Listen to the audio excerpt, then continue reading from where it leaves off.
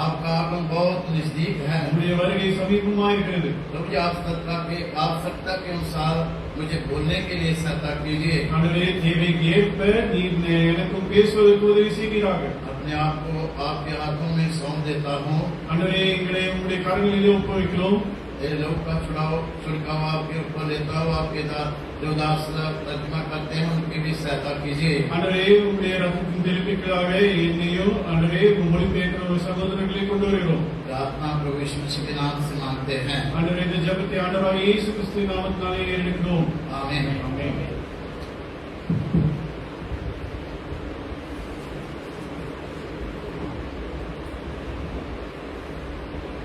प्रभु का धन्यवाद करते हैं। प्रभु ने हमें आराधना करने के लिए सहायता किया। ஆண்டவருக்கு நன்றி உள்ளவர்களாக இருக்கிறோம். ஏனென்றால் தேவன் நம்மை ஆராதிக்க தருணத்தை ஏற்படுத்தி கொடுத்தார். आराधना का जो भाग है बहुत ही अद्भुत भाग है। ఆరాధనకాன పగుదియానది நல்ல అద్భుతమైన వార్తயாக இருக்கிறது. మనం దేవునికి కృతజ్ఞతలున్నాం, ఎందుకంటే ఆయన ఆరాధించడానికి దేవుడు మనకు సహాయం చేసి ఉన్నాడు. ఆరాధన సమయంలో మనం విన్న మాట అది ఎంతో మంచి మాట అయి ఉన్నది. स्वर्ग में हम प्रभु के चेहरे को देखकर उसकी स्थिति में आराधना करते रहेंगे। பரலோகத்திலே பார்க்கின்ற பொழுதும் அவருடைய முகத்தை நாம் பார்த்துக் கொண்டு ஆராதித்துக் கொண்டேதான் இருப்போம். పరలోకంలో మనం చూసుకున్నప్పుడు కూడా ఆయన ముఖం వైపు చూస్తూ ఎల్లప్పుడూ మనము ఆయన్ని ఆరాధిస్తూనే ఉంటాం. और इस पृथ्वी पर हम तैयार हो रहे हैं। இந்த உலகத்திலே நாம் அதற்கென்று ஆயத்தப்படுகிறோம். ఆ ఈ లోకంలో ఉన్న మనము దాని కొరకు మనము సిద్ధపడుతూ ఉంటాం. परमेश्वर प्रभु यीशु मसीह प्रॉमिस देकर गए हैं और आएंगे और हमें लेकर जाएंगे। ஆண்டவராகிய இயேசு கிறிஸ்து நமக்கு வாக்குத்தத்தத்தை கொடுத்துவிட்டு சென்றிருக்கிறார். நமக்கு இன்று வருவார், நம்மை கொண்டு செல்வார். దేవుడు మనకు వాగ్దానాన్ని ఇచ్చి ఉన్నాడు. ఆయన మన కొరకు వచ్చి ఆయనతో పాటు మనల్ని తీసుకెళ్తాడు. इसलिए प्रभु हमें सिर के नीचे देह में लेकर आए हैं। सिर के नीचे அவருடைய தலைக்கு கீழாக நம்மை சரீரமாக வைத்திருக்கிறார். ఆయన యొక్క శిరస్సుత్వం కింద ఆయన శరీరానిగా మనల్ని ఆయన కూర్చి ఉన్నాడు. जब हम इस दर्शन में बने रहते हैं तो हम तैयार हो सकते हैं। இந்த தரிசனத்திலே நாம் தொடரும் பொழுது நாம் ஆயத்தப்பட்டுக் கொண்டே இருப்போம். ఈ దర్శనంలో మనం కొనసాగుతున్నప్పుడు ఆయన రాకడకు మనం సిద్ధపడుతూ ఉంటాము. जब प्रभु आएंगे तो हम उसके साथ उठाए जाएंगे। தேவன் வருவார், அவரோடு கூட நாம் ஏறெடுக்கப்படுவோம். దేవుడు వస్తాడు, ఆయనతో పాటు మనం కూడా ఎత్తపడతాం. प्रभु ने हमारे सन्मुख पुरोहित स्थान के सन्मुख हमारे लिए मेज सजाया है। நமக்காக தேவன் அவரை நினைவு கூறும்படியாக இந்த மேஜையை ஆயத்தம் பண்ணி வைத்திருக்கிறார். మన కొరకు దేవుడు ఆయన్ని జ్ఞాపకం చేసుకోవడానికి ఈ బల్ల మనకు ఏర్పరిచి ఉన్నాడు. मेज में भाग लेना बहुत आवश्यकता है। మేజైలో పంగు పెరుவது మిகவும் అవశ్యం. ఈ బలలో పాల్గొనడం మనకు ఎంతో అవసరమై ఉన్నది.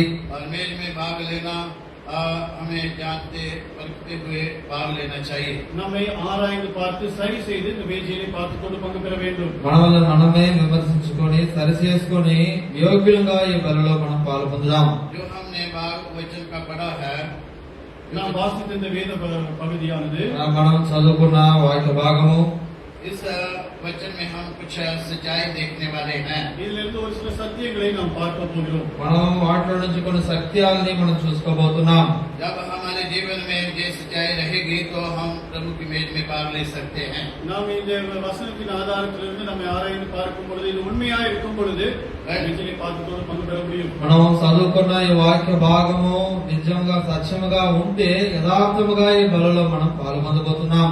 पहली बात हम देखते हैं 57 57వ వచనத்திலே వాసిக்கிறோம். 57వ వాక్యంలో మనం చదువుతున్నాం. यानी 119 वचन साम 119 उसका 57 119వ సంగీతం 57వ వచనం. 119వ కీర్తన 57వ వాక్యము.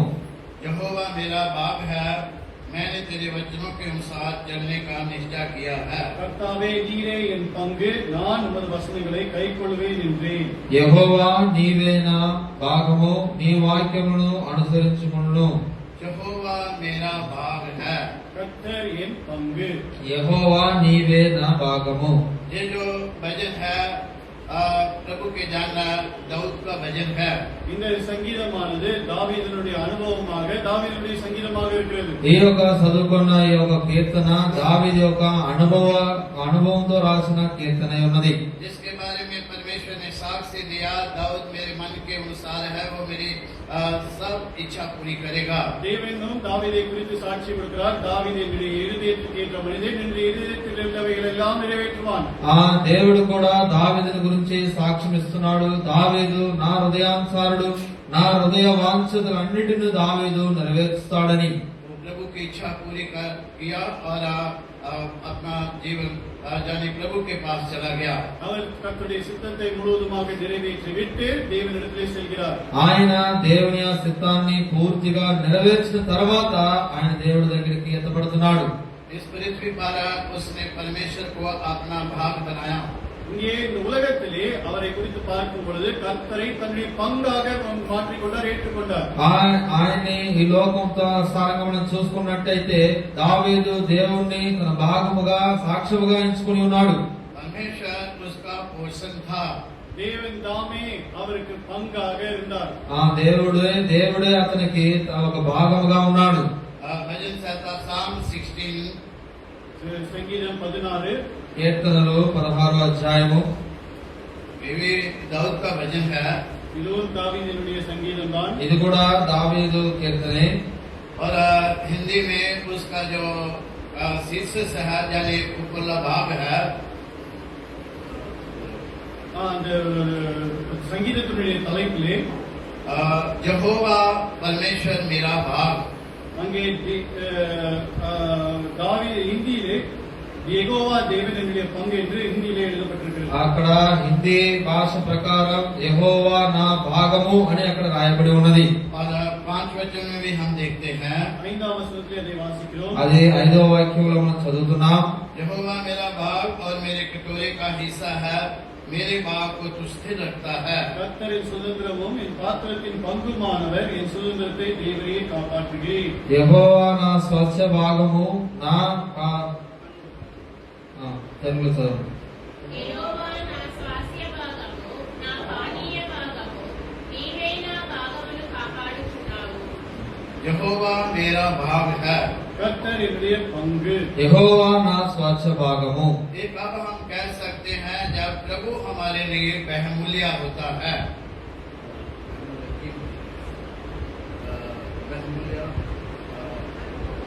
सबसे उत्तम। கர்த்தர் இதை நாம் எல்லாருமே சொல்லக்கூடும்.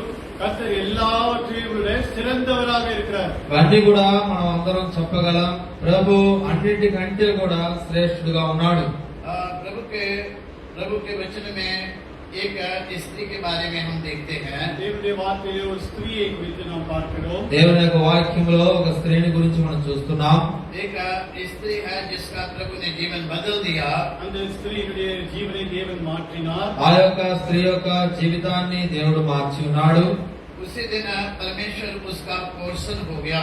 அந்த நாளிலிருந்து தேவன் தாமே அந்த స్త్రీయుடைய பங்காக மாறினார். ఆ దినం మొదలుకొని ఆ స్త్రీ యొక్క జీవితంలో దేవుడు ఒక భాగముగా ఉన్నాడు. परमेश्वर सबसे उत्तम उसके लिए हो गया। தேவன் தாமே அந்த స్త్రీకి சிறந்த பங்காக மாறினார். దేవుడే ఆ స్త్రీకి ఒక గొప్ప శ్రేష్ఠగా స్వచ్ఛ భాగముగా అక్కడ మారి ఉన్నాడు. उसका नाम है मरियम मगदलीनी। அவர்களுடைய பேர் மగ్దలీనా మరియా. ఆ పేరు మగ్దలేని మరియాలు. जिस दिन को प्रभु ने उसका जीवन बदल दिया, ஒரு நாளிலே தேவன் அவருடைய வாழ்க்கையை மாற்றினார். ఒక దినాన దేవుడు ఆమె యొక్క జీవితాన్ని మార్చి ఉన్నాడు. उस समय से प्रभु के पीछे हो गई। அந்த நாள் முதல் கொண்டு அந்த ஸ்திரீயானவர் தேவனுடைய பின்னாவே சென்று கொண்டார்கள். ఆ దినం మొదలుకొని ఆ యొక్క దేవుడి వెనక స్త్రీ వెంబడిస్తూ వస్తూ ఉన్నది.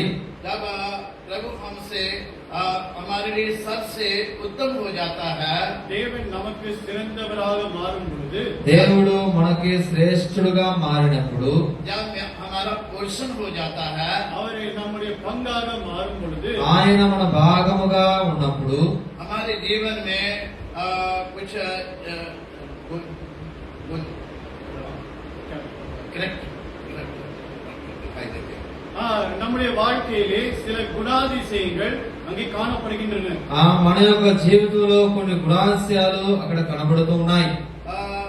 मरियम मगदलीनी के जीवन में वो दिखाई दे रहे थे। మరి మగ్దలేనా మరియాల యొక్క வாழ்க்கையிలో இந்த గుణాతిశయங்கள் కానపట్టనే. మగ్దలేని మరియాల యొక్క జీవితంలో కూడా ఇటువంటి గుణాతిశయాలు అక్కడ కనబడుతూ ఉన్నాయి.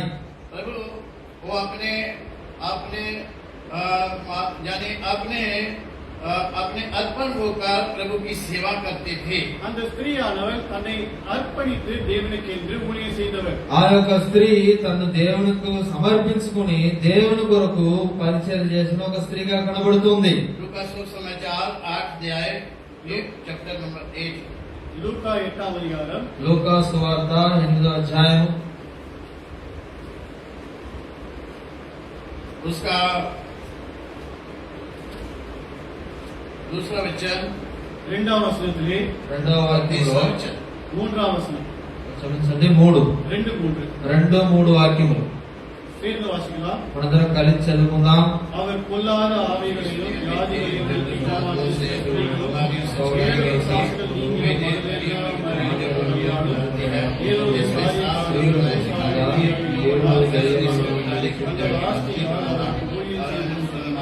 और बहुत सी अन्य स्त्रियां जो अपनी शक्ति से उसकी सेवा करती थी। इनमें से मरियम मगदलीनी के बारे में लिखा है वो अपनी सम्मति से उसकी सेवा करती थी। இங்கே பார்க்கிறோம் மக்தலேனா மரியாள் மற்றவர்களும் அவர்களுடைய ஆஸ்தியிலிருந்து దేవునికి ஊழியம் செய்தார்கள். ఇక్కడ మగ్దలేని మరియా మరి ఇంకా కొందరు కూడా తన ఆస్తుల నుంచి దేవునికి కోసం పరిచర్య చేస్తూ ఉన్నారు. यानी अर्पण पूर्वक सेवा करती थी। అర్పణతోడు కూడా దేవునికి ஊழிయం செய்தார்கள். ఒక సమర్పణతో దేవుని కొరకు వారు పరిచర్య చేస్తూ ఉన్నారు. हम सेवा कर सकते हैं। நாம் దేవునికి ஊழிయం செய்யலாம். మనం కూడా దేవుని కొరకు పరిచర్య చేయవచ్చు. पर समर्पण से सेवा नहीं करते। ஆனால் దేవునికి అర్పణిపోడు చేయగలదిல்லை. కానీ అది దేవుని కొరకు సమర్పణతో చేయడం లేదు. तो हम ये नहीं कह सकते कि परमेश्वर मेरा भाग है। அப்பொழுது அவ்விதமாக இருக்கும் பொழுது நாம் சொல்ல முடியாது தேவனுடைய பங்கு என்று. ఒకవేళ అటువంటి పరిస్థితిలో ఉన్న మనము చెప్పలేము దేవుడు నా యొక్క భాగమై ఉన్నాడని. जब दूसरी बात हम देखते हैं जब प्रभु यीशु मसीह कलवरी क्रूस पर चढ़ाए गए, அங்கே இரண்டாவது காரியத்தை பார்க்கும் பொழுது ஆண்டவராகிய இயேசு கிறிஸ்து கல்வாரி சிலுவைக்கு போகும் பொழுது అక్కడ రెండవదిగా చూసినప్పుడు ప్రభువైన యేసుక్రీస్తు వారు కల్వారి సిలువలోకి వెళ్ళేటప్పుడు वो कलवरी क्रूस के नजदीक खड़ी थी। ஒருவர் அங்கே கல்வாரி சிலுவையின் அருகே அங்கே இருந்தார்கள். ఒక వ్యక్తి ఆ యొక్క కల్వారి సిలువ దగ్గర ఉన్నాడు.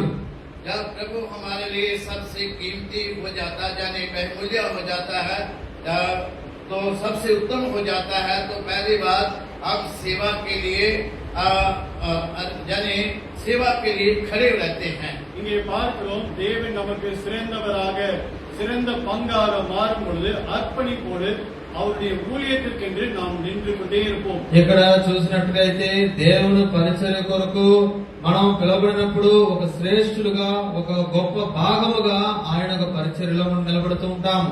जब हमारा प्रभु बहुमूल्य यानी सबसे उत्तम हो जाता है तो हम उसकी क्रूस के नजदीक में खड़े रहते हैं। அங்கே பார்க்கும் பொழுது எப்பொழுது தேவன் நமக்கு சிறந்தவராக சிறந்த பங்காக இருக்கிறாரோ அப்பொழுது அவருடைய சிலுவையின் கீழே కాத்து கொண்டே இருப்போம். ఎప్పుడైతే మన యొక్క జీవితంలో దేవుడు మన యొక్క గొప్ప శ్రేష్ఠుడుగా భాగముగా ఉంటాడో మనము కూడా సిలువ కింద ఆయన కోసం వేచి ఉండేవారుగా ఉంటాము. యూహన్నా సుసమాచాर యోహాను எழுதின సువిశేషం యోహాను సువార్త 19 अध्याय 19వ అధ్యాయం 19వ అధ్యాయము उसका 25 और 26 25 26 వచనங்கள் 25 26 सब मिलकर पढ़ेंगे। சேர்ந்து வாசிக்கலாம். మనందరం కలిసి చదువుకుందాం. యేసు ने ऐसा ही किया। यीशु की उसके साथ उसकी माता और उसकी माता की बहन क्लोपास की पत्नी मरियम और मगदलीनी खड़ी थी। इतने काफी 25 वचन है जहाँ पर लिखा है मरियम मगदलीनी यानी क्रूस के पास खड़ी थी। இங்கே பார்க்கிறோம் மகதலேனா மரியாள் இவ்விதமாக சிலுவையின் அருகிலே தங்கி இருந்தார்கள். ఇక్కడ మగ్దలేని మరియా సిలువ వద్ద నిలిచి ఉన్నది. जब हम क्रूस के पास खड़े रहते हैं நாம் சிலுவையின் அருகிலே நாம் நிற்கும் பொழுது మనం శిలువ దగ్గర నిలిచి ఉన్నప్పుడు तो ये प्रकट करते हैं कि हम प्रभु के हैं। இதை நாம் வெளிப்படுத்துகிறோம் என்னவென்றால் நாம் தேவனுடையவர்கள். हम जिसके మనం దేన్ని బయలుపరుస్తున్నామంటే మనం దేవుని వారలము అని. या जिसके पास खड़े हैं, जिसके पक्ष में खड़े हैं, हम उसके हैं। யார் பக்கத்திலே இருக்கிறோமோ, யாருக்காக காத்திருக்கிறோமோ அவருக்காகவே நாம். ఎవరి కొరకై మనం వేచి ఉన్నాము, ఎవరి పక్కన మనం ఉన్నాము, మనం వారమై ఉన్నాము. और बातों के लिए, आप स्वार्थ के लिए, प्रभु के लिए उसके सामने खड़े रह सकते हैं, पर सच्चाई के लिए खड़े रहना और एक अद्भुत बात है। மற்ற காரியங்களுக்கெல்லாம் தேவனுடைய பாதத்திலே காத்திருக்கலாம், வார்த்தைக்காக, மற்ற காரியங்களுக்காக. கஷ்டங்கள் வருகிற நேரத்திலே அவருடைய பாதத்திலே நிற்பது, காத்திருப்பது கடினமான காரியம். మనం ఇతర కార్యాలను బట్టి మనం దేవుని అనుసరించి ఉంటాము.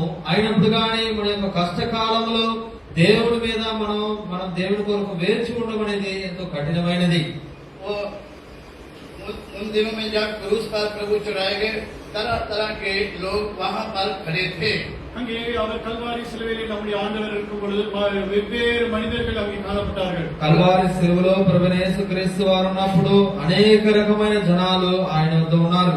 मसीह के विरोधी भी थे, தேவனுக்கு விரோதிகளாய் இருந்தவர்கள், వారు దేవుని విరోధస్తులుగా ఉన్నవారు. उसको क्रूस पर उनको चढ़ाया गया।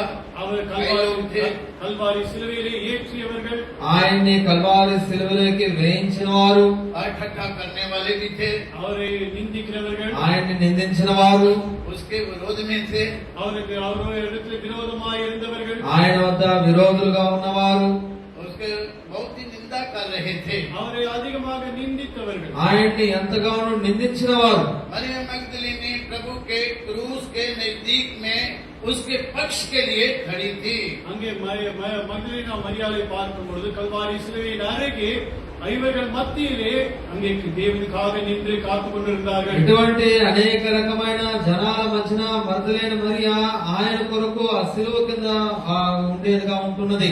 जब प्रभु हमारा सबसे उत्तम हो जाता है तो हम कैसी भी परिस्थिति हुए, कितना भी लोग विरोधी हों, हम प्रभु के पक्ष में बने रहते हैं। ये நாம் தேவன் என்னுடைய சிறந்த பங்காக இருக்கும் பொழுது சூழ்நிலைகள் மனிதர்கள் எவ்விதமாக இருந்தாலும் அவருடைய அருகிலேயே காணப்படுவேன். మన యొక్క జీవితంలో దేవుడు మన స్వార్థ భాగంగా ఉన్నప్పుడు, మన యొక్క పరిస్థితులు ఎటువంటిదిగా ఉన్నా గాని మన యొక్క ఉద్దేశం గురి ఆయన అనుసరించుకునే ఉంటుంది.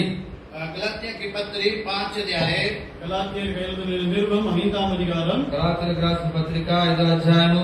जब हम प्रभु के पक्ष में उनके क्रूस के नजदीक में खड़े रहते हैं, நாம் தேவன் பட்சத்திலே அவர் கல்வாரி சிலுவையின் கீழாக காத்திருக்கும் பொழுது, మనం దేవుని యొక్క పక్షంగా కల్వారి శిలువలో ఆయన కోసం మనం వేచి ఉన్నప్పుడు हम ये प्रकट करते हैं हम उसके हैं। நாம் தெரிவிக்கிறோம் நாம் அவருடையவர். మనము ఆయన వారమని మనం ప్రచురించేవారుగా ఉన్నాము. और जो उसके हैं उसके बारे में लिखा है गलातिया 5 अध्याय उसका 24 वचन। அவருடையவர்களை குறித்து கலாத்தியர் 5వ அதிகாரம் 26వ వచనంలో எழுதப்பட்டிருக்கிறது. ఆయన వారి గురించిన వాక్యం గలాతీయ 5వ అధ్యాయం 20వ వాక్యంలో చెప్పబడి ఉన్నది. सब मिलकर पढ़ेंगे गलातिया 5 चैप्टर और 24 24వ వచనం. క్షమించండి, గలాతీయులకు రాసిన పత్రిక 5వ అధ్యాయము 24వ వాక్యము. और जो सब मिलकर మనందరం కలిసి చదువుకుందాం. క్రీస్తు యేసు సంబంధము శరీరము దాని क्रूस पर चढ़ा दिया है। जो उसके हैं और उसके पक्ष में क्रूस पर यानी उसकी नजदीकी में बने हुए हैं, उन्होंने क्या किया है? जो मसीह के हैं शरीर की और उसकी लाशों पर अभिलाषों से क्रूस पर चढ़ा दिया है। இங்கே பார்க்கிறோம் அவருடையவர்கள் கல்வாரி சிலுவையின் பட்சத்திலே அருகிலே இருக்கிறவர்கள் என்ன செய்கிறார்கள் என்று 24వ வசனத்தின்படியாக மாம்சத்தையும் அதன் ஆசை இச்சைகளையும் சிலுவையிலே ஆய்ந்திருக்கிறார்கள்.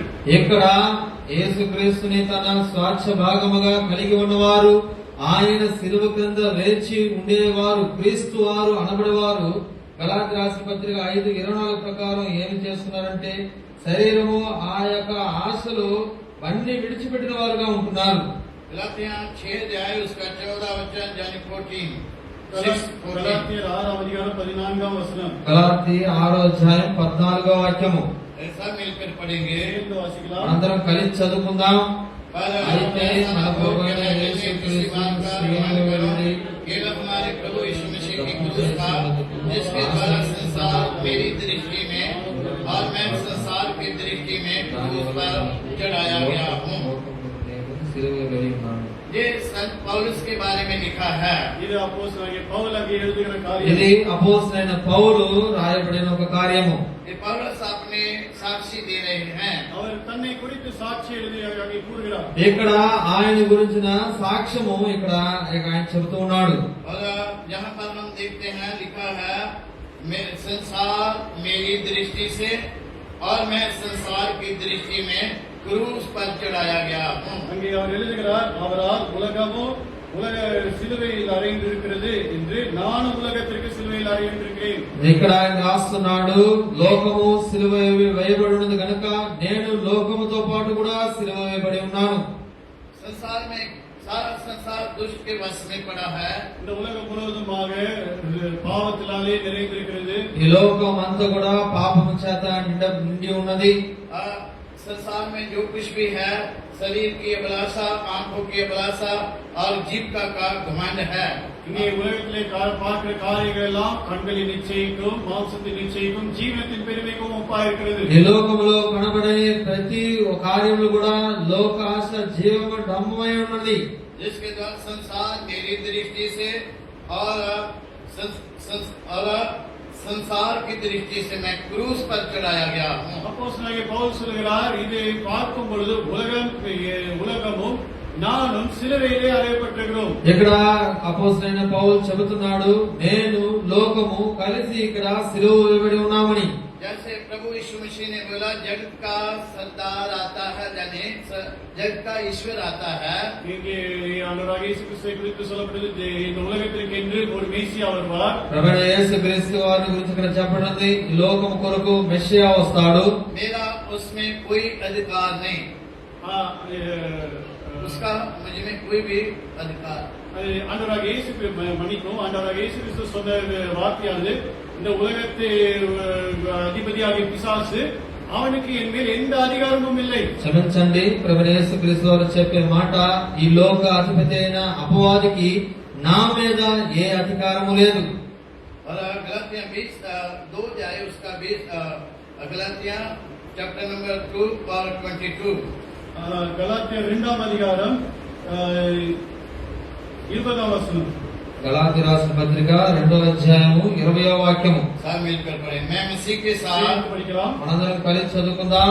నేను క్రీస్తుతో కూడా సిలువ వేయబడి ఉన్నాను. ఇంకా జీవించువాడు కాను. క్రీస్తు నాయందు జీవిస్తున్నాడు. నేను విశ్వసించు శరీరమందు జీవిస్తున్నాను. నా కొరకు जब प्रभु हमारा पोर्शन हो जाता है, எப்பொழுது தேவன் நம்முடைய பங்காக மாறுகிறாரோ, ఎప్పుడైతే దేవుడు మన యొక్క స్వార్థ భాగముగా మారుతాడో हम उसको ही दिखाते हैं. அவரை மாத்திரமே நாம் காண்பிக்கிறோம். మనం ఆయన్ని మాత్రమే ప్రచురించాలి. उसके पक्ष में रहते हैं, அவர் பக்கத்திலே இருக்கிறோம். ఆయన పక్కనే మనం ఉన్నాము. उसको ही दिखाते हैं. அவரையே காண்பிக்கிறோம். ఆయననే మనం ప్రచురిస్తున్నాము. अपने हक को नहीं दिखाते. நம்மை நாமே நாம் காண்பிக்கிறதில்லை. మనం మనల్ని బయలుపరచడం లేదు. जब हमारा प्रभु पोर्शन है तो तब हम प्रभु की मेज में भाग ले सकते हैं. தேவன் என்னுடைய பங்காய் இருக்கும் பொழுது மாத்திரமே அவருடைய மேஜையிலே நாம் பங்கு பெற முடியும். మనం మన యొక్క జీవితంలో దేవుడు మన స్వార్థ భాగం ఉన్నంత మాత్రమే మనం ఈ బలలో పాల్పొందబోతున్నాము. బజెట్ 73 సంగీతం 73ఆం అధ్యాయం, కీర్తనలు 73వ అధ్యాయము, Psalm 73 సంగీతం 73, కీర్తనలు 73. 25 வச்சன் 25ஆம் வசனம் 25వ వాక్యము சேர்ந்து வாசிக்கலாம். మనందరం కలిసి చదువుకుందాం. सब में பரலோக स्वर्ग में मेरा और कौन है तेरे संग रहते हुए मैं पृथ्वी पर और कुछ नहीं चाहता। లోకము ఏది నాకు అక్కర్లేదు. स्वर्ग में मेरा और कौन है पृथ्वी पर तेरे संग रहते हो और किसी को भी नहीं चाहता। பரலோகத்திலே உம்மை போல எனக்கு யாரும் இல்லை, பூலோகத்திலே எனக்கு உம்மை தவிர வேறு எந்த விருப்பமும் இல்லை. పరలోకములో నీవు తప్ప నాకెవరు లేరు, భూలోకములో కూడా నీవు తప్ప నాకెవరు ఇష్టం లేరు. जब हमारा प्रभु उत्तम है मेरे लिए, वही मेरे लिए बहुमूल्य है, तो स्वर्ग में भी वही है, पृथ्वी पर भी मेरे लिए वही है। இங்கே தேவனானவர் எனக்கு சிறந்த பங்காக இருக்கும் பொழுது இந்த பரலோகத்திலும் அவரை தவிர எனக்கு வேறு யாரும் இல்லை, உலகத்திலேயும் அவரே தான் எனக்கு. మన యొక్క జీవితంలో ప్రభువైన యేసుక్రీస్తు వారు మనకి ఒక స్వాచ్ఛ భాగముగా ఉన్నప్పుడు పరలోకములో ఆయన తప్పితే మనకు ఎవరు లేదు, అదే పాటు భూలోకములో ఆయన తప్పితే వేరు ఎవ్వరు కూడా మనకి ఇష్టం లేదు. प्रभु मरियम मगदलीनी के लिए सबसे उत्तम है, प्रभु सबसे उत्तम है।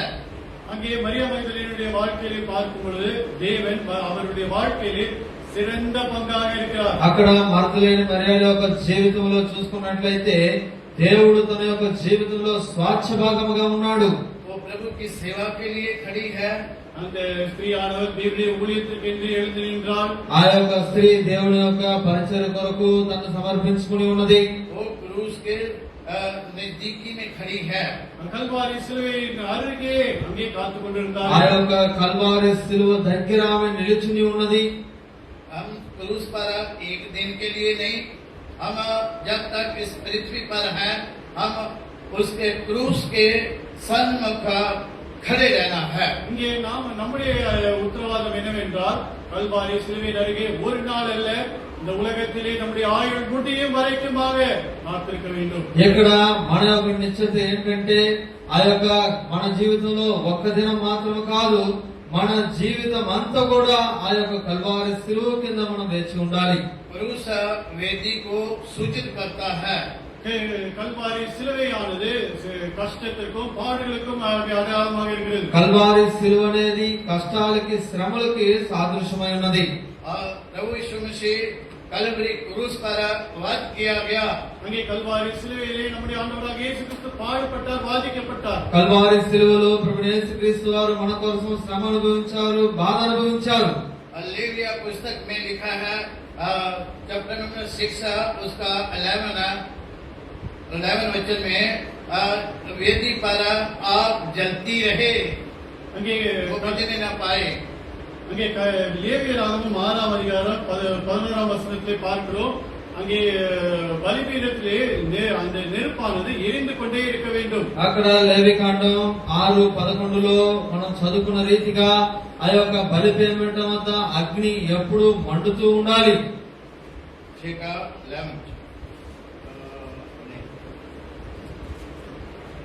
12 वचन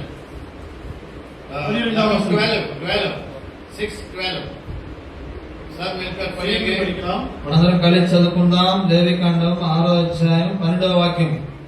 वेदी पर अग्नि जलती रहे, बलिपीठम और कभी वद्द बुझने न पाए। अग्नि और याजक అది ఆరిపోదు. ప్రతి ఉదయమున యాజకుడు దాని మీద కట్టెలు వేసి దాని మీద దహనము చేసి होम बलि यानी होम बलि एक प्रभु का जन बोलते हैं होम बलि है जो याजकों को अच्छा नहीं लगता।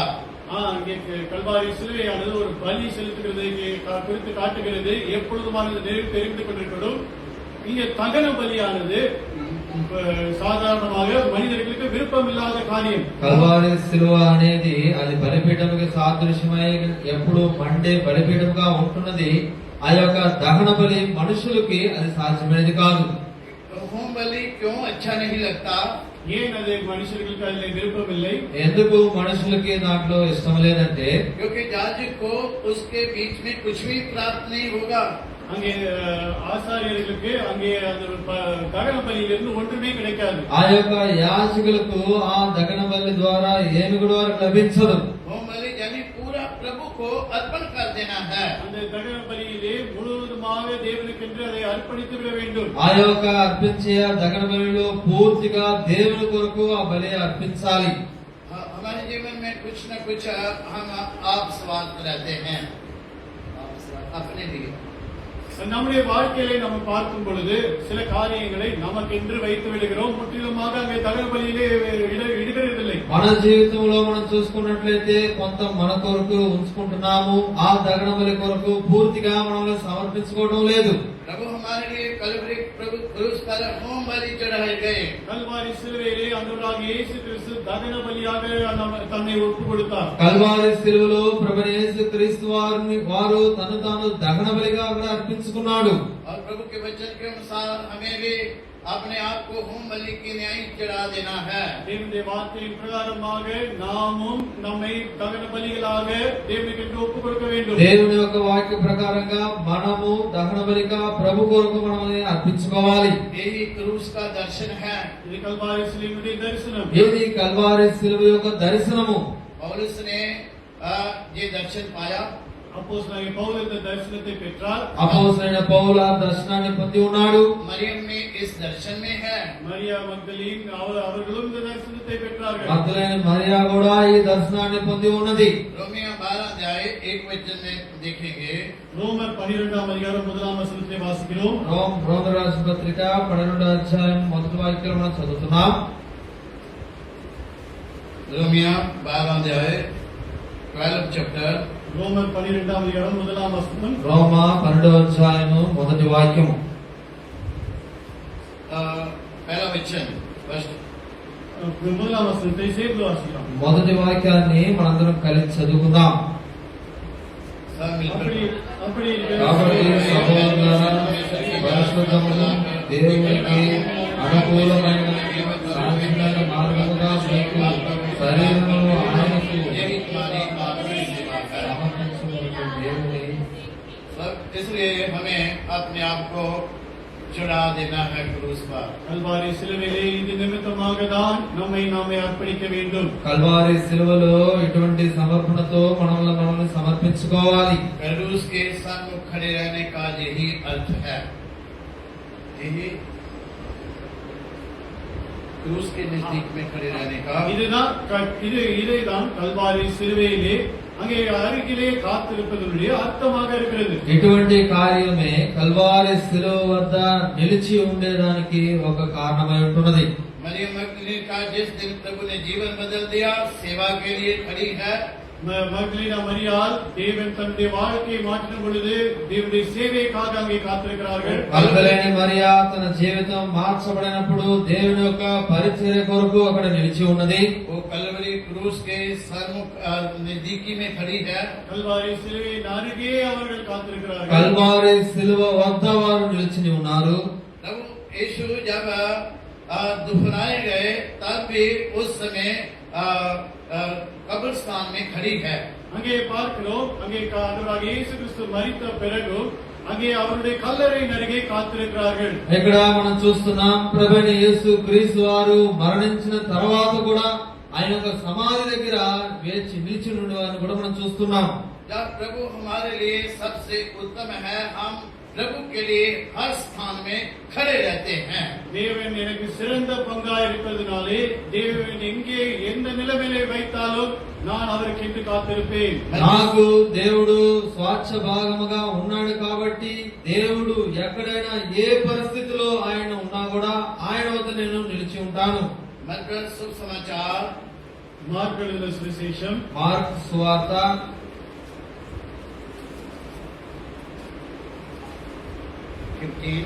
15ஆம் அதிகாரம் 15వ అధ్యాయము उसका आखिरी वचन देखिए 46 और 47 46 47 46 47 சேர்ந்து வாசிக்கலாம். మనందరం కలిసి చదువుకుందాం. ఆమె అతడు उसने मंदिर की शांति बोली, आश्रम को उद्धार कर आत्मा में दिखेगा। हमारी कब्र में चुनाव में भेजी गई थी और वचन के द्वारा के पत्र लिखवा दिया। मरियम मगदलीनी और यीशु की माता मरियम देख रही थी कि वे कहाँ रखा गया। यानी वो कब्रिस्तान में भी जहाँ प्रभु को दफनाया गया है वो खड़ी है।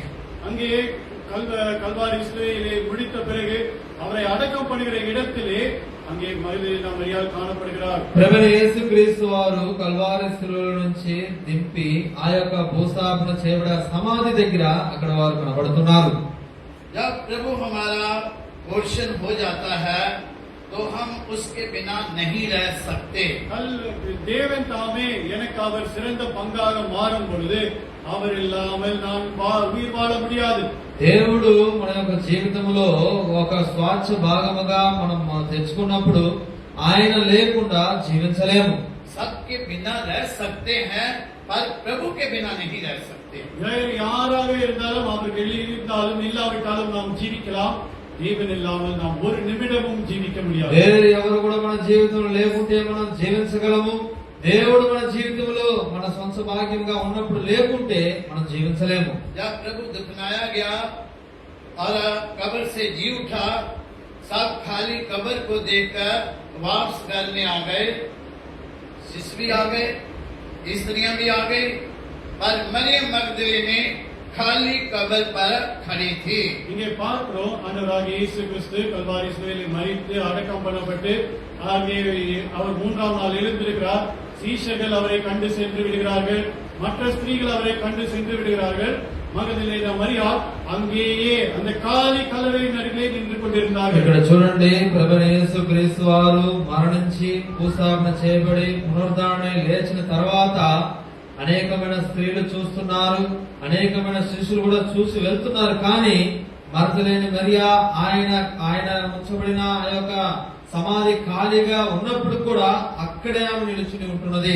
जब प्रभु हमारा बाप हो जाता है हम उसके दर्शन के बिना नहीं रह सकते। தேவனுடைய பங்காக இருக்கும் பொழுது அவருடைய தரிசனம் இல்லாமல் என்னால் இருக்கவே முடியாது. దేవుడు నా యొక్క స్వాచ్ఛ భాగముగా ఉన్నప్పుడు ఆయన దర్శనం లేకుండా నేను ఉండలేను.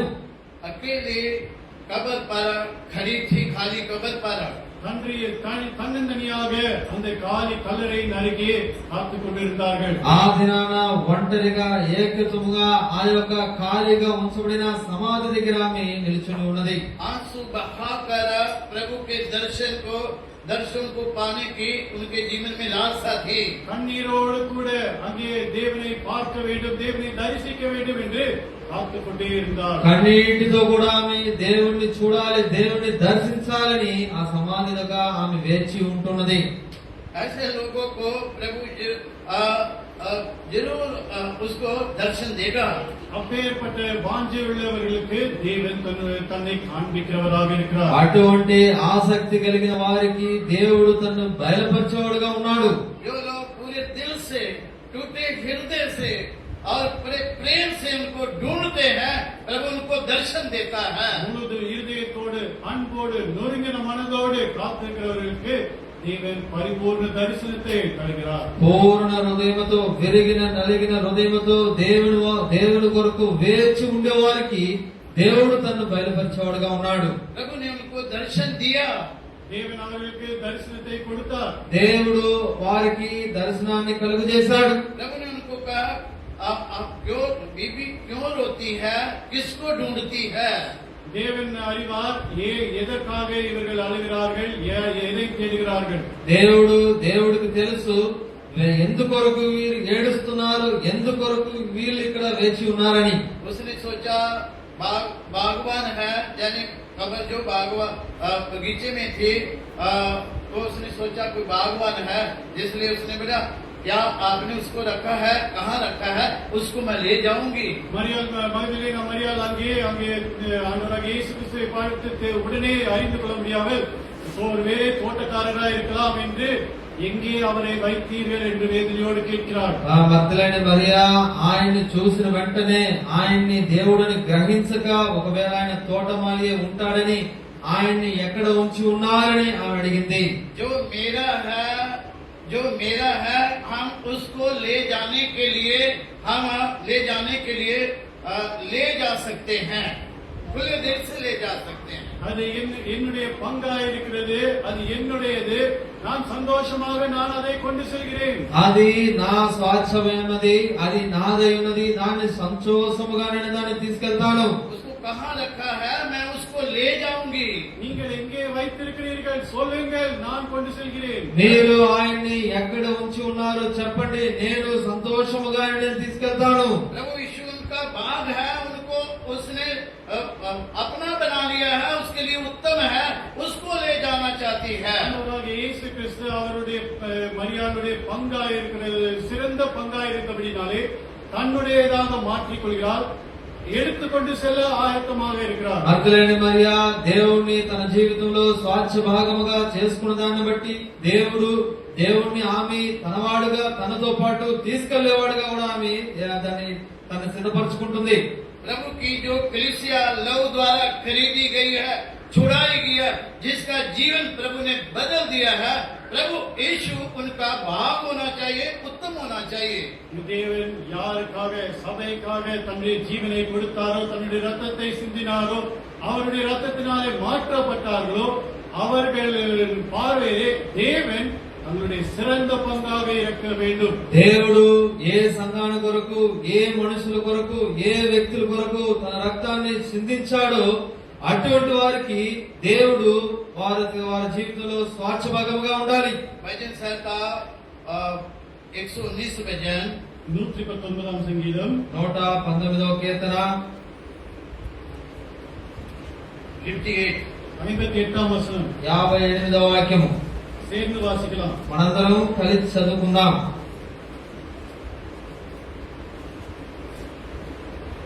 सब मिलकर पढ़ेंगे। முழு இருதயத்தோடு मैंने पूरे मन से तुझे बनाया है, इसलिए अपने वचन के अनुसार मुझ पर अनुग्रह कर।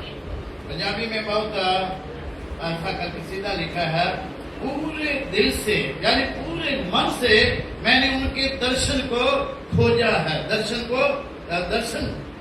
करना चाहती हूँ। அங்கே பார்க்கிறோம் பஞ்சாபி மொழிபெயர்ப்பிலே முழு இருதயத்தோடு முழு மனதோடு அவருடைய தரிசனத்தை நான் பெற விரும்புகிறேன் என்று இருக்கிறது. ఇక్కడ పంజాబీ ఆ యొక్క తర్జుమాలో అదే తెలుగులో కూడా ఉన్నది, నా పూర్ణ హృదయముతో నిన్ను బ్రతిమాలుకొనుచున్నాను.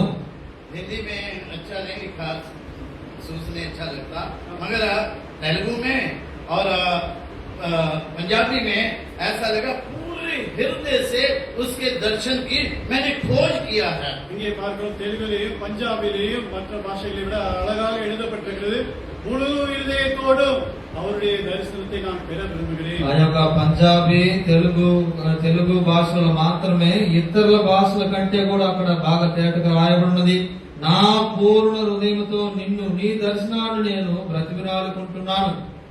जब हम प्रभु हमारे लिए भाग हो जाता है इस दुनिया में तना, तो हम उसके बिना नहीं रह सकते, उसके दर्शन के बिना। சிறந்த பாகமாக தேவன் நமக்கு மாறும் பொழுது அவர் இல்லாமல் நாம் இருக்க முடியாது. మన యొక్క జీవితంలో దేవుడు మన స్వాచ్ఛ భాగముగా ఉన్నప్పుడు ఆయన లేకుండా మనం జీవించలేము. प्रभु ने उसे बड़े प्रेम से बोला, मरियम। அங்கே தேவன் அவர்களை பார்த்து மரியாளே என்று அன்போடு அழைக்கிறார். అక్కడ దేవుడు వారిని చూసి, మరియా వైపు చూసి మరియా అని ప్రేమతో పిలుస్తూ ఉన్నాడు. और उसने बोला, हे गुरु। அப்பொழுது அவர்கள் ரபி என்று அவர்கள் அங்கே பதிலை கொடுக்கிறார்கள். అప్పుడు వారు బోధకుడా అని వారికి ప్రత్యుత్తరం ఇస్తున్నారు. प्रभु उसका गुरु था।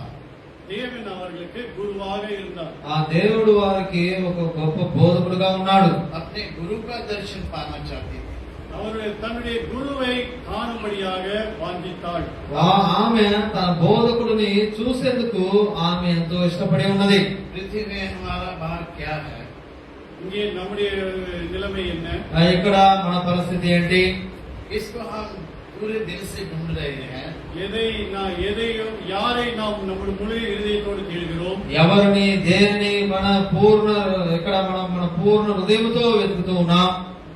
प्रभु की मेज में भाग लेने से पहले प्रभु सच्चाई से प्रभु हमारा उत्तम भाग होना चाहिए। தேவனுடைய மேஜிலே பங்கு பெறுவதற்கு முன்பாக உண்மையான விதத்திலே நம்முடைய சிறந்த பாகமாக தேவன் இருக்க வேண்டும். దేవుని యొక్క బలలో పాల్పొంద మునుపుగా నిజముగా మన జీవితంలో మన యొక్క దేవుడు స్వాస్థ్య భాగముగా ఉండాలి. जब प्रभु हमारा उत्तम भाग हो जाता है तो हम उसकी सेवा के लिए अर्पण रहते हैं. அவர் நமக்கு சிறந்த பங்காக இருக்கும் பொழுதுதான் அவருடைய சேவைக்காக அர்ப்பணிப்போடு இருப்போம். ఆయన మన జీవితంలో స్వాస్థ్య భాగముగా ఉన్నప్పుడు మాత్రమే ఆయన యొక్క పరిచర్యలో మన పూర్ణ హృదయంతో మనం సమర్పించుకుంటాము. और जब प्रभु हमारा उत्तम भाग हो जाता है तो हम उसके क्रूस के नजदीकी में बने रहते हैं. தேவன் நம்முடைய சிறந்த பங்காக இருக்கும் பொழுதுதான் நாம் அவருடைய சிலுவைக்கு அருகிலே வந்து சேர்வோம். మన యొక్క జీవితంలో దేవుడు స్వాస్థ్య భాగముగా ఉన్నప్పుడు మాత్రమే మనము ఆయన శిలువ దగ్గర నిలుచుని ఉండగలము. और प्रभु के लिए हर स्थान में उसके लिए खड़े रहते हैं. எந்த நிலவிலே இருந்தாலும் தேவனுக்கென்று நாம் நிலைத்து நிற்போம். ఎటువంటి పరిస్థితుల్లో ఆయన ఉన్నప్పుడు ఆయన కోసం మనం వేచి ఉంటాము. चाहे स्कूल में हो, ஒருவேளை பள்ளிக்கூடத்தில் இருக்கலாம், ఆయన స్కూల్లో ఉండొచ్చు, चाहे कॉलेज में हो, ஒருவேளை காலேஜில் இருக்கலாம், ఒకవేళ కాలేజీలో ఉండొచ్చు, चाहे दफ्तर में हो, அங்கே ஒருவேளை அலுவலகத்தில் இருக்கலாம், లేదంటే మన ఉద్యోగం పనిచేసే స్థలాల్లో ఉండి ఉండొచ్చు, चाहे रिलेटिव में हो, அங்கே சொந்தக்காரர்கள் வீட்டிலே இருந்தாலும், లేదంటే మన యొక్క బంధువులు ఇంట్లో ఉన్నప్పుడు కూడా, चाहे हम दोस्तों के बीच में हो, ஒருவேளை நம்முடைய நண்பர்கள் மத்தியிலே கூட இருக்கலாம், ఒకవేళ మన సహోదరుల మధ్య కూడా ఉండొచ్చు. हम प्रभु के लिए रहते हैं. தேவனுக்கென்றே நாம் இருக்க வேண்டும். ఎక్కడున్నా గానీ మనం దేవుని కొరకే ఉండాలి. वो प्रभु के खाली कब्र में खड़ी है. அந்த மரியா மகதலேனா மரியாள் அங்கே காலியான கல்லறையிலே தேவனுக்காக காத்திருந்தார். అక్కడ మర్దలైన మరియా ఆ యొక్క ఖాళీ అయిన సమాధి వద్ద ఆమె నిలిచుని ఉన్నది. प्रभु उसके लिए, प्रभु यीशु उनके लिए उत्तम भाग है. ஆண்டவராகிய இயேசு கிறிஸ்து அவர்களுக்கென்று சிறந்த பாகமாக இருந்தார். ప్రభువైన యేసుక్రీస్తు వారు వారి యొక్క జీవితంలో ఒక శ్రేష్ఠ భాగముగా ఉన్నాడు. हम जो लहू के द्वारा छुड़ाए गए हैं, प्रभु ने हमारा जीवन बदला है.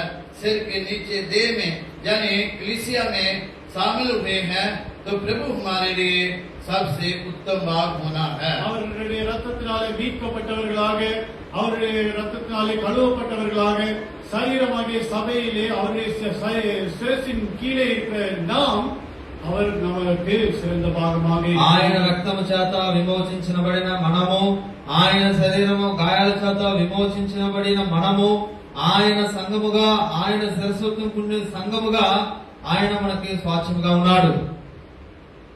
ये पहली बात हम सच्चाई देखते हैं मेज में भाग लेने से. இந்த காரியத்திலே நாம் சாட்சியாக இருக்க வேண்டும். இது உண்மையாக இருக்க வேண்டும். மேஜைக்கு முன்பாக బల్ల ముందు ఈ కార్యములో మనం సాక్షిగా యథార్థముగా ఉండాలి. और दो बातें हम बहुत छोटी छोटी देखकर खत्म करेंगे. இன்னும் ரெண்டு காரியங்களை சுத்தமாக பார்த்து முடித்துக் கொள்ளலாம். ఇంకా రెండు కార్యములు క్లుప్తంగా చూసుకుని మనం ముగించుకుందాం. वचन 119 उसका 59. 119 సంగీతం 59వ వచనం. 119వ కీర్తన 59వ వాక్యము. सब मिलकर पढ़ेंगे. మనందరం కలిసి చదువుకుందాం. నా मैंने अपने प्यार में लोगों को सोचा और मेरे जन्मदिन को मार्ग लिया. ये दाऊद का वचन है. இது தாவீதுடைய வார்த்தைகள். ఇవి దావీదు యొక్క మాటలు. वचन में लिखा है, मनुष्य अपने आप को जांच ले, फिर मनुष्य मेज में भाग ले. வசனத்திலே சொல்லப்பட்ட விதமாக தன்னை தானே சோதித்தறிந்து இந்த மேஜையிலே பங்கு பெற வேண்டும். వాక్యాన్ని బట్టి మనల్ని పరిశోధించి ఈ బలలో మనం పాలు పొందాలి. दाऊद अपने चाल चलन के बारे में सोचता था. தேவன் அவருடைய நடத்தை குறித்து நினைவு கூறுகிறவராக தாவீது இருக்கிறார். దేవుడి యొక్క ఆ యొక్క தாவீது தன்னுடைய దావీదు యొక్క మార్గములలో అన్నిటినీ దేవుడి దగ్గర ఆయన జ్ఞాపకం చేస్తున్నట్టుగా ఉంటున్నాడు. यहाँ पर नहीं लिखा और जगह जगह भजनों में लिखा हुआ है. இங்கேயும் எழுதியிருக்கிறார், மற்ற சங்கீதங்களிலும் எழுதுகிறார். ఈ కీర్తనలో కూడా రాస్తున్నాడు, ఇతర కీర్తనలో కూడా ఆయన రాసి ఉన్నాడు. भजन संहिता 26 26వ సంగీతం 26వ కీర్తన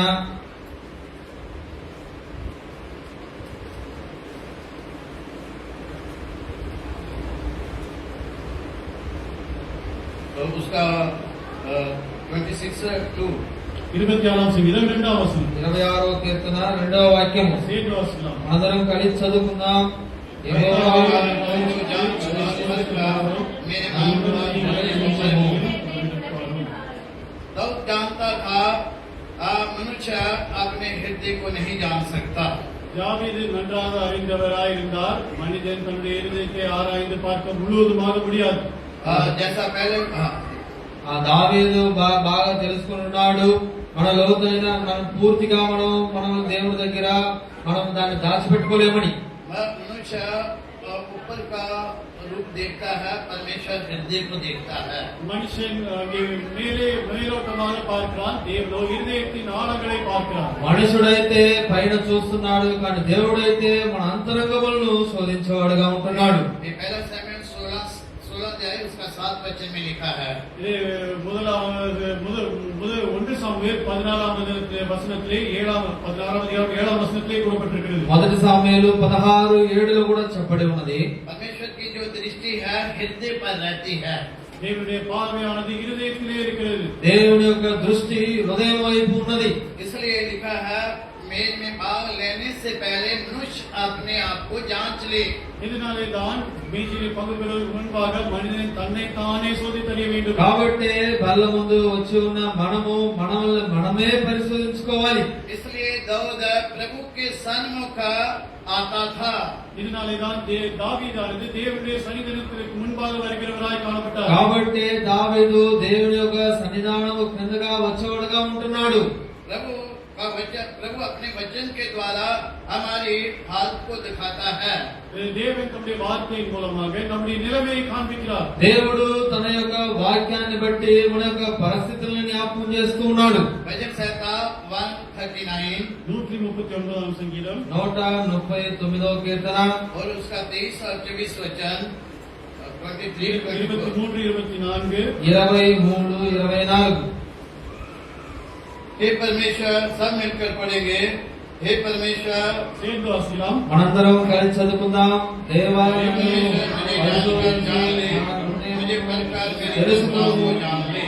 నన్ను और देख పరిశోధించి के मुझ నా में मेरी चाल है ఆలోచనలను कि नहीं, తెలుసుకొనుము. के मार्ग में मेरी अगुवाई कर। मनुष्य अपने आप को जांचे चाल चलन पर देखे तो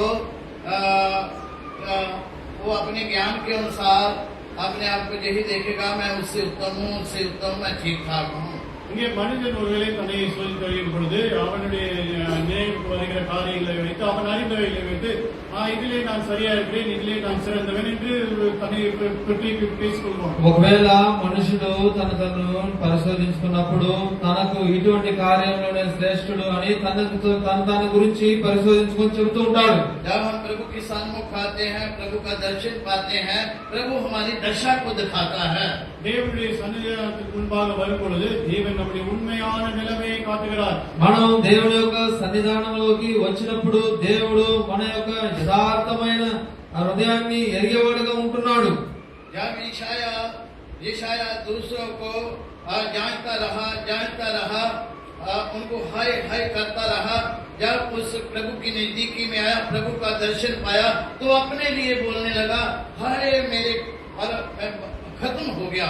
இங்கே பார்க்கிறோம் ஏசியா தீர்க்கதரிசியை குறித்து மற்றவர்களை குறித்து அவர் பேசிக்கொண்டே வருகிறார், தேவனுடைய வார்த்தையை கொடுத்து கொண்டே வருகிறார்.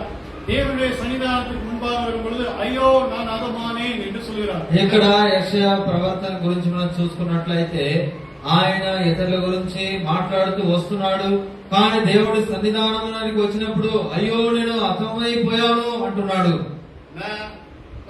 भ्रष्ट होठों वाला मनुष्य हूँ, நான் అశుద్ధమైన ఉదరములు ఉన్న మనిషిని, నేను అపవిత్ర కలిగిన పెదవులు కలిగిన వాడిని. जब प्रभु हमें जानते हैं, దేవుడు நம்மை ఆరాயும் பொழுது, కాబట్టి దేవుడు మనల్ని పరిశోధించేటప్పుడు उनकी आंखें अग्नि की लाट की न्यायी है। அவருடைய கண்கள் அக்கினியை போல இருக்கின்றன. ఆయన కళ్ళు అగ్నిలాగా ఉంటున్నది. अजूब के बारे में हम देखते हैं। अजूब యోబు గురించి பார்க்கும் பொழுது, ఇక్కడ యోబుడు గురించి మనం చూసుకున్నట్లయితే उसका 42వ అధ్యాయం 42వ అధ్యాయం उसका 3 वचन 3వ వచనం 3వ వాక్యం 3 और 4 वचन 3-4 சேர்ந்து வாசிக்கலாம். మనందరము तूने पूछा तू कौन है, என் புத்தி கெட்டாதிலையும் நான் அறியாதிலையும் உனக்கு நீ माफ करें முடிங்க புரியுங்களா? క్షమించండి. 5 वचन 5ஆம் வசனம் 5వ వాక్యం 5:6 5:6 मैंने कान से तेरा समाचार सुना था, परंतु मेरी आंखें तुझे देखती हैं, इसलिए मुझे अपने ऊपर गिरना आती है और मैं धूल और राख में पछतावा करता हूँ।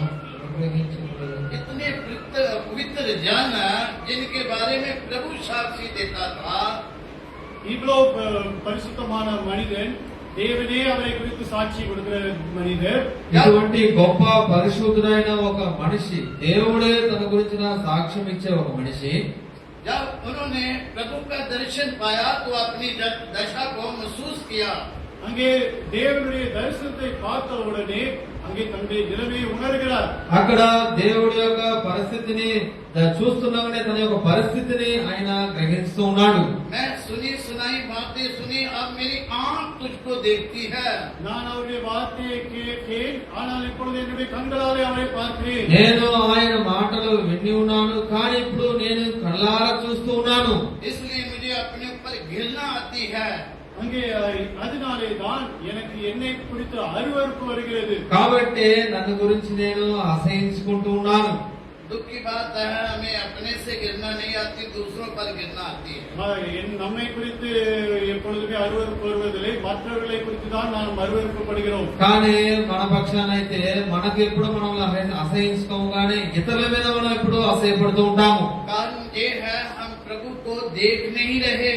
இதுவரைக்குமாக தேவனை பார்க்கவில்லை என்பதுதான் அதன் அர்த்தம். ఇంతవరకు మనం దేవుని చూడలేదనేదే దాని యొక్క అర్థమై ఉన్నది. कारण ये हमारी आत्मिक आँख अभी तक खुली नहीं है। இதுவரைக்குமாக நம்முடைய ஆவிக்குரிய கண்கள் திறக்கவில்லை என்பதுதான் அர்த்தம். ఇంతవరకు కూడా మన యొక్క ఆత్మ మనోనేత్రాలు తెరవబడలేదు అనేదే దాని యొక్క అర్థమై ఉన్నది. जब हमें अपने पर गिरना आते हैं, हम सबको अच्छा जानेंगे। நாம் நம்மை குறித்து அருவருக்கும் பொழுது நம்மை குறித்து தெளிவு நமக்கு வருகிறது. మనం గురించి అసహించబడిన ప్రారంభించినప్పుడే మన గురించి ఒక తేటైన ఉద్దేశం మనకి అర్థమవుతూ ఉంటుంది. अपने आप से दूसरों को अच्छा समझेंगे। நம்முடைய நிலைமையை பார்த்து மற்றவர்களை மெச்சிக்கொள்கிறோம். మన యొక్క పరిస్థితిని చూసి ఇతరులు మనం మెచ్చుకుంటూ ఉన్నాము. बोलता है, और मैं धूल और राख में पश्चाताप करता हूँ। இங்கே அவர் சொல்கிறார், தூளிலும் சாம்பலிலும் இருந்து మనస్తాపப்படுகிறேன். నేను ధూళిలోను బూడిదలో నుండి నేను పశ్చాత్తాపపడుతున్నాను అంటున్నాడు.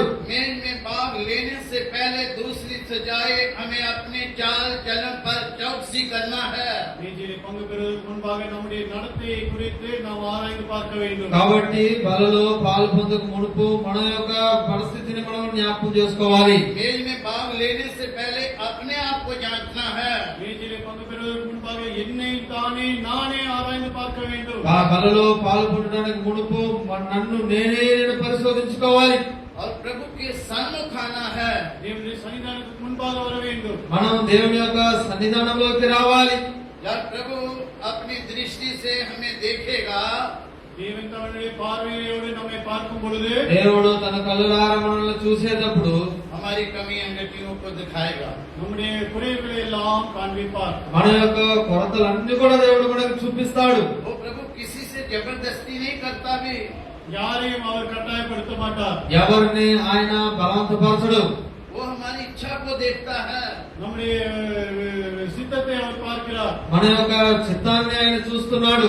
प्रभु ने दाऊद की इच्छा को देखा है, वो कितना अपने आप को शुद्ध करना चाहता है। தாவீதை பார்க்கிறார், இந்த மனிதன் எவ்வளவாக தன்னை சுத்தமாக்கிக் கொள்ள விரும்புகிறார் என்று பார்க்கிறார். దావీదు చూస్తున్నాడు, ఈ మనుషుడు ఎంతగా తనను పవిత్రపరచుకోవాలని చూస్తున్నాడు. इस कारण वो परमेश्वर के मन के अनुसार हो गया।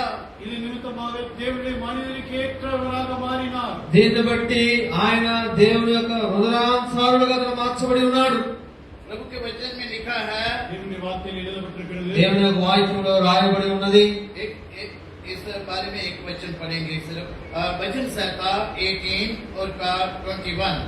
சங்கீதம் 18ஆம் அதிகாரம் 27ஆம் வசனத்தை కీర్తనలు 18:21. वचन संहिता 18 उसका 21 वचन। சங்கீதம் 18:21 சேர்ந்து வாசிக்கலாம். కీర్తనలు 18:21 మనందరం కలిసి చదువుకుందాం. सब मिलकर पढ़ेंगे। சேர்ந்து మనందరం కలిసి. क्योंकि मैं यहोवा के मार्ग पर चलता रहा और दुष्टता के कारण अपने परमेश्वर से दूर ना हुआ। कितने लोग गलती करते हैं, परमेश्वर से दूर हो जाते हैं। எத்தனை பேர் எத்தனை முறை தேவனை குறைவுபட்டு அவரை விட்டு தூரமாக போய்விடுகிறோம். ఎన్నిసార్లు ఎంతమంది మనం దేవుని దగ్గర మనల్ని తగ్గించుకుని విడిచిపెట్టేవారుగా ఉన్నాము. पृथ्वी पर कोई ऐसा जानने वो गलती ना करे। இங்கே இந்த உலகத்திலே விதமாக ஆராய்ந்து பார்க்கும் பொழுது విధమైన తవరులే செய்ய మాటోం. మనము లోకంలో ఉండి ఈ రీతిగా మనం పరిశోధించుకున్నప్పుడు ఇటువంటి తప్పులు మనం చేయము. सबसे गलती हो सकती है, सेवकों से भी गलती हो सकती है। எல்லாருக்கும் இந்த குறைபடுகிற நிலைமை வரும், ஊழியக்காரர்களுக்கும் வரும். అందరికి కూడా ఇటువంటి కొలతలు ఉంటాయి. పరిచర్యలో ఉండే సేవకులకు కూడా ఇటువంటి కొలతలు కలుగుతూ ఉంటాయి. हमें नम्र होकर प्रभु के अपने टूटे हृदय से प्रभु के सामने आना चाहिए। நம்மை தாழ்த்தி உடைந்த நொறுங்கிய இருதயத்தோடு தேவனுடைய சன்னிதானத்துக்கு முன்பாக வர வேண்டும். మనల్ని తగ్గించుకున్న వారమై విరగొట్టిన హృదయంతో మనం దేవుని సన్నిధానంలోకి రావాలి. प्रभु उनकी गलती दिखाता था, वो टूट जाता था। தேவன் நம்முடைய குறைகளை காண்பிக்கும் பொழுது நம்மை உடைக்கிறார். దేవుడు మన యొక్క కొలతను మనకు బయలుపరిచినప్పుడు మనం విరగొట్టబడుతున్నాము. वो दुष्टता के कारण परमेश्वर से दूर नहीं हुआ। இந்த குறைகளின் நிமித்தமாக தேவனை விட்டு தூரமாக போகவில்லை. మనకి ఈ కొలతల వల్ల మనం దేవుని విడిచి దూరం అయిపోలేదు. उसने प्रभु के मन के अनुसार हुआ और प्रभु की इच्छा पूरी किया और प्रभु के संग चला गया। இங்கே குறைகளை செய்வதற்கு பதிலாக தேவனுடைய மன இருதயத்திற்கு ஏற்றவராக வாழ்ந்து దేవునోడు కూడా கடந்து சென்று விட்டார். మనం కొలతలు చేసేవారు కంటే దేవుని హృదయానుసారుడుగా జీవించే జీవితాంతో పాటు దేవుడు అతన్ని నడిపిస్తూ ఉన్నాడు. 119 भजन और तीसरी बात हम देखेंगे। மூன்றாவதாக 119ஆம் சங்கீதம். ऐसे लोग ही प्रभु की मेज में बात दे सकते हैं। 63ஆம் வசனத்திலே வாசிக்கிற விதமாக தான் நாம் தேவனுடைய மேஜையிலே பங்கு பெற வேண்டும். మూడవదిగా 119వ కీర్తన 63వ వాక్య ప్రకారము మనం ఇప్పుడు బలలో పాల్పొందబోతున్నాము. सब मिलकर पढ़ेंगे। మనందరం కలిసి చదువుకుందాం. जितने मेरा मैं मानते और मेरे उपदेश पर चलते हैं उनका मैं संगी हूँ। कितनी सुंदर बात लिखी है जहाँ पर। எவ்வளவு அழகாக எழுதப்பட்டிருக்கிறது. ఇక్కడ ఎంత బాగా అందంగా రాయబడి ఉంది చూడండి. हिंदी में लिखा है मैं उनका संगी हूँ। நான் அவர்களோடு கூட ஐக்கியமா இருக்கிறேன், தோழனா இருக்கிறேன். నేను వారితో పాటుగా ఐక్యముగా సహోదరుడుగా ఉంటున్నాను. यानी मैं उनका मित्र हूँ। நான் அவர்களுடைய சகோதரன். నేను వారి సహోదరుడు. जो उसका वह मानते हैं, யார் அவரை சிறந்தவராக ஏற்றுக்கொள்கிறார்களோ, जो उनका वह मानते हैं, मैं उनका साथ यानी दोस्त हूँ यानी मित्र हूँ। இங்கே பார்க்கிறோம், யார் அவரை சிறந்தவராக எண்ணுகிறார்களோ அவர்களோடு கூட அவர்களை சகோதரர்களாக நண்பர்களாக பார்க்கிறேன். ఎవరైతే ఆయన్ని స్వార్థ భాగముగా ఎంచుకుంటున్నారో వారందరినీ ఆయన సహోదరుడుగా చూస్తున్నాడు. हमारे इस दुनिया में बहुत सारे मित्र हो सकते हैं। இந்த உலகத்திலே நிறைய స్నేహితులు நமக்கு இருக்கலாம். ఈ లోకంలో అనేక మంది స్నేహితులు మనకు ఉండవచ్చు. रिलेटिव हो सकते हैं, रिश्तेदार। ஒருவேளை நமக்கு சொந்தக்காரர்களாக இருக்கலாம். ఒకవేళ వారు మన బంధువులై ఉండవచ్చు. यानी शरीर रिश्ता हो सकता है। நம்முடைய நெருங்கிய உறவுகளாக இருக்கலாம். లేదంటే వారు మన యొక్క దగ్గర బంధువులై ఉండొచ్చు. मेज में भाग लेने से पहले ये सच्चाई को अपने जीवन में लागू करना शुरू करना चाहिए। இந்த உண்மையை நம்முடைய வாழ்க்கையிலே மேஜிலே பங்கு பெறுவதற்கு முன்பாக యథార్థతోడు ఆరాய்ந்து பார்க்க வேண்டும். ఈ యొక్క సత్యాన్ని బలలో పాలు పొందే మునుపుగా మనం యథార్థంగా మనం దీన్ని పరిశోధించాలి. जो प्रभु का वह मानते हैं मैं उनका मित्र। தேவனுக்கு யார் பயப்படுகிறார்களோ அவர்களுக்கு நான் நண்பன். దేవునికి ఎవరు భయపడతారో వారికి నేను స్నేహితుడని. नीति वचन में 16 अध्याय उसका 5 वचन में लिखा है। நீதிமொழிகள் 16:5 பார்க்கிறோம். సామెతలు 16:5 మనం చదువుతున్నాం.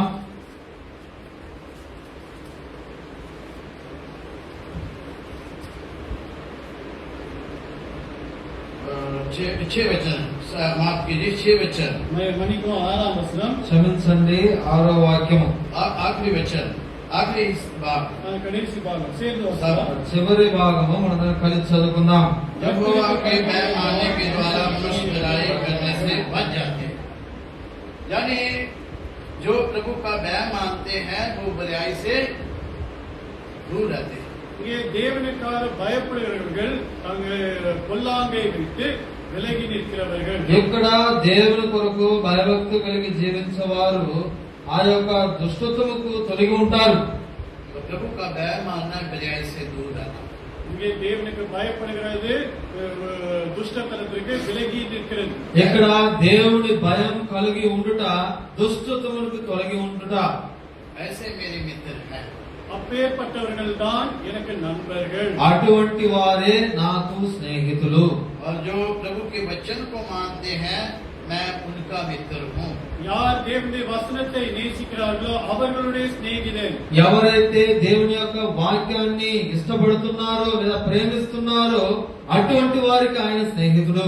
ये जो प्रभु का वचन मानते हैं उनका मैं मित्र हूँ। இந்த தேவனுடைய வார்த்தையை நேசிக்கிறவர்கள் ஏற்றுக்கொள்கிறவர்கள் அவர்களுடைய நண்பன். ఈ యొక్క దేవుని యొక్క వాక్యాన్ని అంగీకరించి ప్రేమించే వారికి ఆయన స్నేహితుడు. जो बाइबल पढ़ते हैं वो सुनते हैं और उनको मानते हैं मैं उनका मित्र हूँ। யார் தேவனுடைய வார்த்தையை வாசிக்கிறார்களோ அதிலே தியானிக்கிறார்களோ அதை ஏற்றுக்கொள்கிறார்களோ அவர்களுக்கு நான் நண்பன். ఎవరైతే దేవుని యొక్క వాక్యాన్ని చదివి ధ్యానించి దాన్ని అంగీకరిస్తారో అటువంటి వారికి నేను స్నేహితుడిని. नीति वचन 18 अध्याय उसका आखिरी वचन में 24 में लिखा है। இங்கே நீதிமொழிகள் 18:24 பார்க்கிறோம். సామెతలు 18:24లో మనం చూస్తున్నాం. सब मिलकर சேர்ந்து வாசிக்கலாம். మనందరం కలిసి చదువుకుందాం. मित्रों के बनाने से जो नाश होता है प्रभु ऐसा मित्र होता है जो भाई से भी अधिक मिला रहता है। मित्र बढ़ाने से क्या होता है? नुकसान होता है। இங்கே స్నేహితుత్వం పెరగ வேண்டும் என்றால் அங்கே స్నేహితుత్వத்தை కాண்பிக்க வேண்டும். ఇక్కడ ఆ యొక్క స్నేహిత్వం పెరగాలంటే ఆ యొక్క స్నేహాన్ని చూపించాలి. एक मित्र है जो भाई से भी बढ़कर है जो मिला रहता है। இங்கே பார்க்கிறோம் ஒரு சிநேகிதன் சகோதரனை விட அதிக நெருக்கமாக இருக்கிறவன். ఇక్కడ చూస్తున్నాం ఒక స్నేహితుడు సహోదరుడు కంటే ఎక్కువగా ఐక్యత కలిగి ఉంటాడు. प्रभु यीशु हमारा मित्र है। அந்த இயேசு கிறிஸ்து நமக்கு சிநேகிதர். ప్రభు యేసు క్రీస్తు వారు మనకి స్నేహితుడు. जो प्रभु का भय मानते हैं प्रभु के वचन की पालना करते हैं हम उनके साथ दोस्ती करते हैं। யார் தேவனை நேசிக்கிறார்களோ அவருடைய வார்த்தையை நேசிக்கிறார்களோ அவருக்கு பயப்படுகிறார்களோ அவர்கள் தான் என்னுடைய சிநேகிதர்கள். ఎవరైతే ప్రభు యేసు క్రీస్తు వారిని ప్రేమిస్తున్నారో ఆయన మాటని అంగీకరిస్తున్నారో ఆయన వాక్యానికి భయపడుతున్నారో అటువంటి వారికి ఆయన స్నేహితుడు. एक वचन पढ़कर खत्म करें। 16 वचन 16 उसका तीन वचन। சங்கீதம் 16ஆம் அதிகாரம் 3ஆம் வசனத்தை வாசித்து முடித்துக் கொள்ளலாம். కీర్తనలు 16 3వ వాక్యాన్ని చదువుకుని ముగించుకుందాం. पृथ्वी सब मिलकर पढ़ेंगे। சேர்ந்து வாசிக்கலாம். మనందరం కలిసి చదువుకుందాం. पृथ्वी पर जो पवित्र लोग हैं वे ही आदर के योग्य हैं और उन्हीं से मैं प्रसन्न रहता हूँ। पृथ्वी पर जो पवित्र लोग हैं अजी उनके साथ मैं क्या रहता हूँ? अजी इन्हें सुंदर बात लिखी है। पृथ्वी पर जो पवित्र लोग हैं वे आदर के योग्य हैं और उन्हीं से मैं प्रसन्न रहता हूँ। இங்கே என்ன எழுதப்பட்டிருக்கிறது? பூமியில் உள்ள பரிசுத்தவான்கள் இவர்களோடு கூட தான் என்னுடைய சந்தோஷம் மனமகிழ்ச்சி பிரியம் காணப்படுகிறது. ఇక్కడ ఏం రాయబడిందంటే భూమి మీద ఉన్న పరిశుద్ధులతోటే నా యొక్క సంతోషము అక్కడ నా యొక్క స్నేహితము ఇవ్వబడుద్ది అని రాయబడి ఉంది. मनुष्य अपने आप को जांच ले फिर पवित्र में भाग ले। நம்மை நாமே சோதித்தறிந்து இந்த பரிசுத்த மேஜிலே பங்கு பெறுவோமாக. మనల్ని మనమే విమర్శించి పరిశోధించుకొని ఈ బలలో మనం పాల్పొందుదము. सबसे पहले प्रभु मेरा सबसे उत्तम भाग है तो हम मेज में भाग ले सकते हैं। முதலாவதாக தேவனுடைய சிறந்த பாகமா இருக்கும் பொழுது நான் இந்த மேஜிலே பங்கு பெறலாம். మొట్టమొదటిగా మన యొక్క జీవితంలో ప్రభువైన యేసుక్రీస్తు వారు స్వచ్ఛ భాగముగా ఉన్నప్పుడు ఈ పరిశుద్ధ బలిలో మనం పాల్పొందుదాం. और दूसरा हम अपने चाल चलन पर जानते रहते हैं तो अपने आप को देखते हैं जैसा प्रभु देखता है तो अपने आप को ठीक करते हैं तो मेज में भाग ले सकते हैं। நாம் நம்முடைய நடக்கைகளை சோதித்தறிந்து தேவன் நம்மை எவ்விதமாக பார்க்கிறாரோ அதை அறிந்து அதனுடைய அடிப்படையிலே நம்மை ஆராய்ந்து பார்க்கும் பொழுது இந்த மேஜையிலே பார்த்து பங்கு பெற முடியும். మనం మన యొక్క ప్రవక్తలను మన దేవుడు మనల్ని విమర్శించిన ఎడల మనల్ని ఒప్పుకున్నప్పుడు ఈ యొక్క పరిశుద్ధ బలలో మనము పాల్పొందగలము. जो प्रभु का भय मानते हैं, उसके वचनों पर चलते हैं, हम उनके साथ जाने मित्र हैं और प्रभु के मित्र हैं, तो हम मेज में भाग ले सकते हैं। யார் யார் தேவனுடைய வார்த்தைக்கு பயப்படுகிறார்களோ அவர்களோடு நான் சிநேகிதம் வைக்க வேண்டும். ஏனென்றால் அவர்கள் தேவனோடைய சிநேகிதர்களாக இருக்கிறார்கள். அவ்விதமாக இருக்கும் பொழுது ఎవరెవరైతే దేవునికి లోబడి ఆయనకి భయపడతారో అటువంటి వారు దేవునికి స్నేహితులై ఉంటారు. అటువంటి వారితో మనం సహవాసం కలిగి ఉంటే మనం ఈ బలలో పాల్పొందవచ్చు. इस वचन के द्वारा हमको जांचे और उनके ठीक ठाक कर हम प्रभु की मेज में भाग தேவன் தாமே நம்மை ஆராய்ந்து பார்த்து சரி செய்து பாத்திரமாக இந்த மேஜையிலே பங்கு பெற உதவி செய்வார். దేవుడే మనల్ని పాత్రులుగా బలలో పాల్పొందుటకు మన దేవుడు మనకు సహాయం చేయను గాక.